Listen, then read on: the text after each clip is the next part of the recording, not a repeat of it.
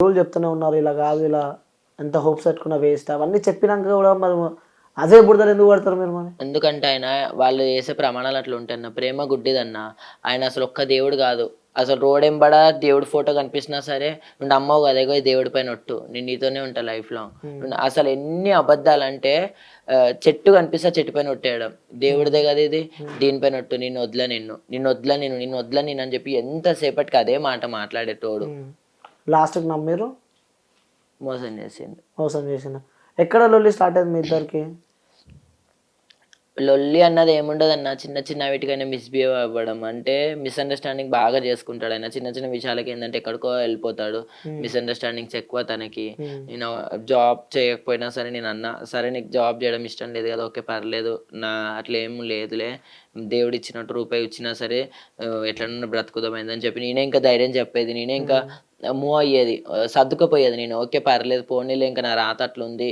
ఇంక ఇష్టపడి చేసుకున్నా కదా! ఇంక తప్పదులే అన్నట్టు కూడా ఇంక నేను మూవ్ అవుతూనే ఉన్నా. ప్రతి దాంట్లో నేనే కాంప్రమైజ్ అవ్వడము. ప్రతి దాంట్లో నేనే ముందుకెళ్ళడం. ఇంక తను ఏంటంటే దాన్నొక అలుసుగా తీసుకొని ఆహ్, ఆహ్, ఎట్ ఎంతసేపటికి పాయింట్ ఔట్ చేయడం మనుషులని.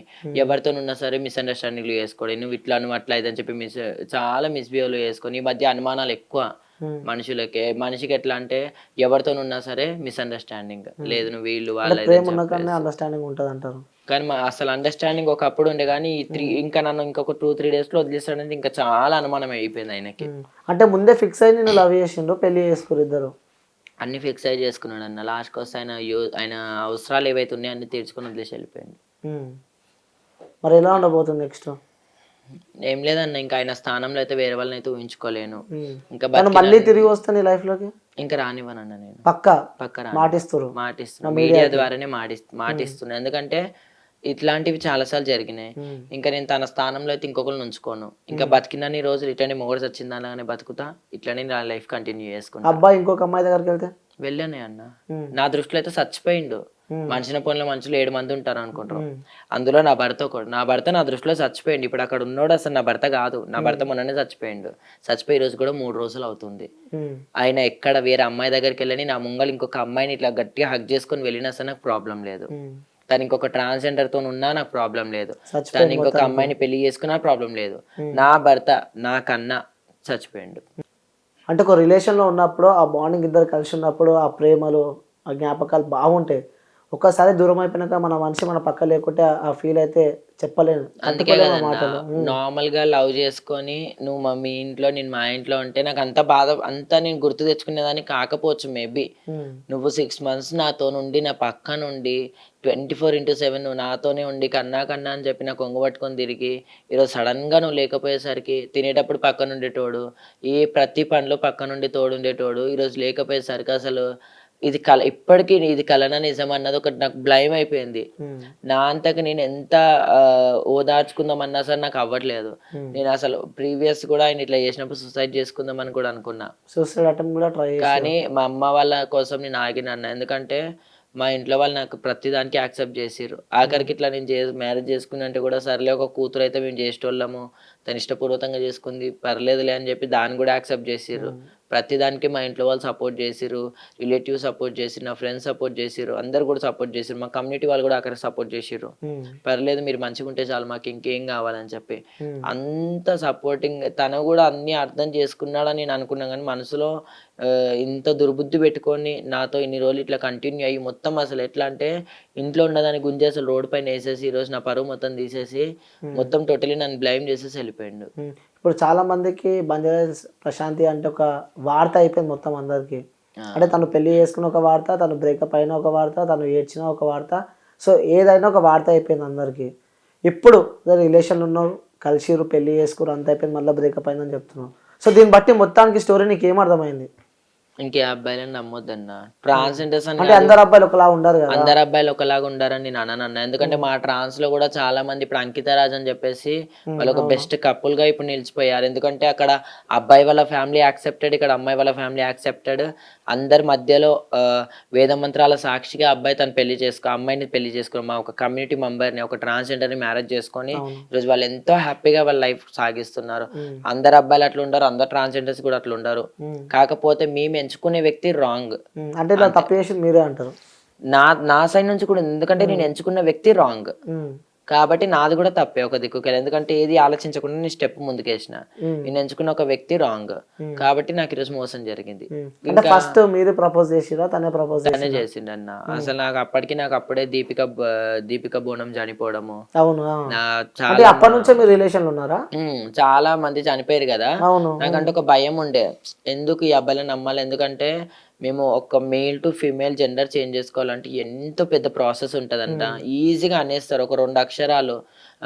ఎవరు చూడు నోటికి అరే ఒక హిజడ పోతుంది, అరే ఒక చెక్కగాడ పోతుంది, అరే ఒక కొజ్జ పోతుంది అని అంటారు. ఆ కొజ్జ అన్న పదానికి ఈజీగా అనేస్తారు నోటికి, కానీ దాని ఎంత బ్యాక్గ్రౌండ్ ఉంటుంది, ఎంత సఫర్ అవుతాం, ఎన్ని స్ట్రగుల్స్ అనుభవిస్తాం మేము. 41 days మేము without medicine, without injections, without డాక్టర్ది హెల్ప్ లేకుండా మేము అమ్మవారిని తలుచుకొని 41 days మేము బ్లీడింగ్ అవుతూనే ఉంటుంది. ఒక నరక యాత్రలో ఎట్లా అంటే అసలు గిలగిల కొట్టుకొని ఒక పక్షిలాగా మేము అసలు ఒక డేంజర్ జోన్లో నుంచి మేము బయటపడతాం, ఒక మేల్ టు ఫీమేల్గా జెండర్ చేంజ్ చేసుకోవడానికి. అవును. మా ఒక లైఫ్ని మేము అంతా చేసుకున్న తర్వాత మేము టోటలీ అమ్మాయిలాగా మారిపోయాక కేవలం మాకు పిల్లలు పుట్టనని ఒక చిన్న రీజన్, పిల్లలు పుట్టడం అంటే అదొక అదృష్టం అన్నది దైవ నిర్ణయం. ఇప్పుడు మేము ఇలా మారడానికి ఎలా అవుతుంది, ఇప్పుడు చాలా మంది అమ్మాయిలకు కూడా పిల్లలు అవ్వట్లేదు. దాంట్లో ఏమంటారు, ఇప్పుడు ఈక్వల్ టు అమ్మాయిలు అని చెప్పి ట్రాన్స్జెండర్స్ కి కూడా ఒకటైతే నోటీస్ అయితే వచ్చింది, వీళ్ళకి కూడా మ్యారేజెస్ చేసుకోవచ్చు, వీళ్ళు కూడా ఈక్వల్ టు అమ్మాయిలే, వీళ్ళని కూడా అమ్మాయిల లాగానే చూడాలి అని చెప్పి మాకంటూ రిజర్వేషన్స్ వచ్చినాయి. మాకంటూ గవర్నమెంట్ కూడా చాలా వరకు అయితే మాకు కూడా అన్నిట్లో సపోర్ట్ చేస్తుంది. ఇప్పుడు అమ్మాయి దగ్గర అమ్మాయికి పిల్లలు పుడతారు, నీకు పిల్లలు పుట్టారు, సరే ట్రాన్స్జెండర్స్ లైఫ్లోకి వచ్చేటప్పుడు అయితే మీకు తెలుసు వీళ్ళకి పిల్లలు పుట్టారు, వీళ్ళు ఒక మేల్ టు ఫీమేల్ గా జెండర్ చేంజ్ చేసుకొని వీళ్ళు పూర్తిగా అమ్మాయిలాగా మారిపోయారు, మనం ఎన్ని రోజులు వీళ్ళతో సంసారం చేసినా సరే వీళ్ళకైతే పిల్లలు పుట్టారు అని చెప్పి మీకు ఫస్టే తెలుసు. మీరు ఎంత పైసా వాడుకొని అట్లాంటప్పుడు ముందు చెప్పాలి, నేను నీతో ఫ్రెండ్లీగా ఉంటా, లైక్ ఫ్రెండ్షిప్ గా ఉంటా, నాకు కొంచెం డబ్బు కావాలి అప్పుడప్పుడు అవసరానికి. అంటే ఫ్రెండ్లీ ఉంటా మీరు ఏది అడుగుతా ఇస్తారా? ఇస్తారు కదన్నా. ఇస్తావు. ఇప్పుడు ఎందుకు ఇవ్వరన్న, ఇప్పుడు ఫ్రెండ్ అన్నప్పుడు మనకు కూడా అరే నా ఫ్రెండ్ సాయం అడిగిందని చెప్పి ఫ్రెండ్ అంటే ఆ పదం వేరే ఉంటది, రిలేషన్ అంటే అందుకే అంటున్నా, ఆ రిలేషన్ అన్న ఒక పదం చూసుకొని మీరు ఇలా మోసం చేస్తే అవతల మీరు మజాక్ చేస్తారు, టైం పాస్ చేస్తారేమో, కానీ యువతలో ఒక మనిషి లైఫ్, మేము ట్రాన్స్ అయినా సరే నన్ను నమ్ముకొని నా ఫ్యామిలీ ఉంది, ఈరోజు నేను చచ్చిపోతా అంటే నా ఫ్యామిలీకి నా అంత బిడ్డనైతే మళ్ళీ ఎవరు తెచ్చియలేరు. నాలాంటి మా అమ్మలు ఒకటే అన్నారు, నా కొడుకు ఉండే ఒకప్పుడు, నా కొడుకు కాస్త బిడ్డ అయింది, వాడు కడుపులో ఉన్నప్పుడే మేము అనుకున్నాం నా కడుపులో ఇప్పుడు బిడ్డ పుడుతుందని. ఆ దేవుడు 12 ఏళ్ళు వచ్చాక వాడిని బిడ్డను చేసింది, చాలు, వాడు కొడుకైనా బిడ్డైనా నాకు నా ప్రాణం, వాడు మా ఇంటి దీపము, ఆ దీపం లేదనుకో మా ఇల్లు మొత్తం చీకటి అవుతుంది అని చెప్పి మా అమ్మ ఎప్పుడో ఇంటర్వ్యూలో కూడా మా అమ్మ చెప్పింది. నా కూతుర్ని ట్రాన్స్జెండర్ లాగా నేను ఎట్లయితే నా ఇంట్లో పెట్టుకొని నేను చూసుకుంటున్నానో, మీ యొక్క బిడ్డలు కూడా ఇట్లా ట్రాన్స్గా ఎవరైతే ఉంటారో వాళ్ళందరినీ కూడా మీ ఫ్యామిలీలో పెట్టుకొని చూసుకోవాలని చెప్పి మా అమ్మ చాలా వరకు కూడా సపోర్ట్ చేసింది, నాకు కానీ ఇంకా కొంతమంది ట్రాన్స్కి కానీ. నాకు అలాంటి మంచి ఒక దేవుడు లాంటి ఫ్యామిలీ ఉంది, నాకు ఒక మంచి భవిష్యత్తు ఉన్న టైంలో నా వేలో నేను వెళ్తున్నప్పుడు నువ్వు వచ్చి అనవసరంగా నన్ను బ్లైమ్ చేసేసి టోటల్గా మెంటల్గా డిస్టర్బెన్స్ చేసి ఇప్పుడు నీ అంతకు నువ్వు వెళ్ళిపోయి నేను ఇంకొక అమ్మాయిని చూసుకుంటే నీ మొగోడిని నేను ఏమన్నా చేస్తా అంటే నువ్వు మొగోడివి అంటున్నా. అదే మాట అంటున్నా. ఒకసారి ఫోన్ చేస్తారా ఒకసారి? తన కాల్ స్విచ్ ఆఫ్ పెట్టుకున్నాడు. ఒకసారి ట్రై చేద్దాం కదా ఒకసారి. సో నార్మల్గా మాట్లాడండి, మీడియా ఇంటర్వ్యూలు ఉందని చెప్పకండి, ఒకసారి మాట్లాడండి, ఏమంటారు చూద్దాం. లిఫ్ట్ చేయట్లేడన్న అసలు, ఇందాక హాఫ్ అన్ అవర్ కింద మాట్లాడిండు, దాని తర్వాత ఇంకా అసలు లిఫ్ట్ చేయట్లేదు కాల్. నెంబర్ కలుస్తుందా ఇక్కడ? బ్లాక్ లో నెంబర్ కలుస్తుంది, బ్లాక్ లో పెట్టలేదు, నార్మల్ నెంబర్ బ్లాక్ లో పెట్టిండు, వాట్సాప్ బ్లాక్ లో పెట్టలేదు, ఇన్స్టాగ్రామ్ బ్లాక్ లో పెట్టలేదు, కాల్ చేస్తే లిఫ్ట్ చేస్తలేడు. లేదు. ఇంకా తనకి అవసరానికి ఇంకా డబ్బులు కావాలనుకుంటే మళ్ళీ మెత్తగా మాట్లాడి 200, 300, అసలు ట్రాన్స్జెండర్స్ ని అబ్బాయిలు వాడుకునేది డబ్బు కోసము. మరి నాకు డౌట్, ట్రాన్స్జెండర్స్ అంటేనే సెక్స్ వర్కే పనికొస్తారు, అట్లా అందరు ఉండరు అన్న, అట్లా అస్సలు ఎవరు ఉండరు. మా దాంట్లో కూడా చాలా మంది వృత్తులు ఉంటాయి. ఇప్పుడు నేను వచ్చేసి నేను ఇండివిజువల్ గా నేను ఫ్యామిలీతో ఉంటా. ఇప్పుడు మా దాంట్లో కొంతమంది షాప్ కి కలెక్షన్కి వెళ్తారు, కొంతమంది నైట్ పూట గృహప్రవేశాలకు ఓపెనింగ్స్కి వెళ్తారు.